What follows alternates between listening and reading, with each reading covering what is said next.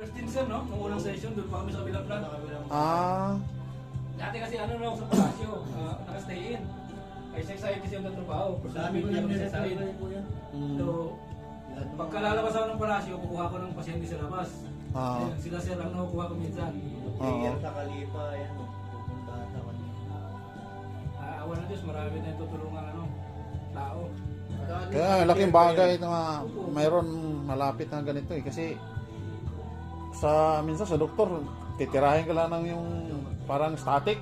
Balik na nga naman ako sa dapat magpapatalamin na ako gawa. Yan nga, Yung migraine ko namamagana to eh, pag nag-migraine ako eh. Ah, Sakit luha So, na luha. unan lang yung cost niyan sir. Problema niya. unan. Unan. Marami yung napagaling na ganyan kaso. Ang dami palang mga koneksyon, no? Pag ano, no? Dati. Kasi Ayan si problema Sir, oh. natin dito sa Katapos migraine, lang. Ang problema mo dati is lower back tsaka frozen shoulder, no? Ano kayo dito ko Ah, yun, sa shoulder. Yun lang siya nag-ano eh, na